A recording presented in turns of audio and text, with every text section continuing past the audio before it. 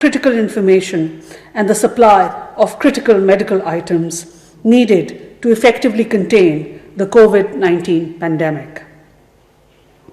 We call upon the Government of India to end the communications blackout in Indian-occupied Jammu and Kashmir and allow medical teams and supplies to reach the Kashmiri people. In the wake of the rising threat of COVID-19, the Ministry of Foreign Affairs has established the Crisis Management Unit to monitor the overall evolving situation and coordinate with our missions abroad to facilitate and repatriate Pakistani nationals across the world. The CMU is working 24/7 with a dedicated team. Our missions have also designated focal persons and established 24/7 hotlines for the assistance of our diaspora across the globe.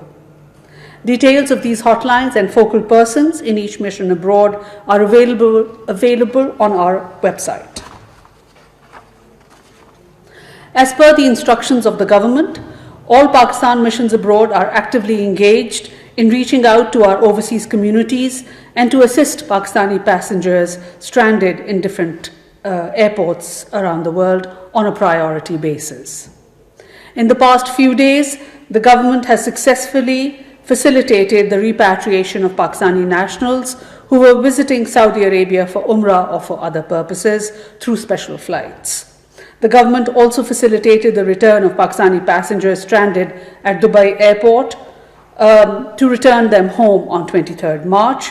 Similarly, from Doha Airport, the government brought back Pakistanis stranded there. Besides this, Pakistanis at Kuala Lumpur Airport were also assisted to exit the airport premises and were accommodated at a nearby hotel, and their visas were extended by the Malaysian authorities. From Rome Airport, our nationals who could not board the flight due to non-availability of the coronavirus test were also facilitated by our mission to return to their homes in different cities of Italy. I would like to underscore here that it is the utmost endeavour of the government and of all our missions abroad to ensure the safety and early return of our nationals stranded in different parts of the world. Our missions are actively coordinating with local authorities towards this end and are helping our nationals with food, medicines, accommodation, and other necessities wherever needed. In the last few days, the Foreign Minister engaged with many of his counterparts in the region and beyond, including the foreign ministers of Bangladesh, Iran, Maldives, Nepal, Sri Lanka, Bhutan, Germany, Spain, France, and Turkey. In his discussions, the foreign minister expressed deep concern of the government of Pakistan at the loss of precious lives by the COVID-19 outbreak in many parts of the world, where the situation is grave. He also exchanged views on best ways to control the spread of the coronavirus, as well as ways to enhance cooperation to combat this threat. The Foreign Minister, while reaffirming his abiding commitment to the SAARC process, and in his conversations with his counterparts from the SAARC region, he reiterated Pakistan's readiness to host the SAARC Health Ministers' Conference.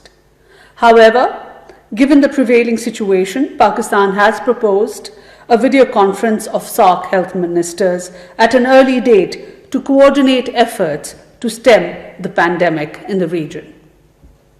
In his conversation with his counterparts from France and Spain, the foreign minister raised the issue of lifting of unilateral sanctions against Iran, given the challenge that the Iranian nation is facing due to COVID-19, as well as the need for debt restructuring and economic assistance for developing countries.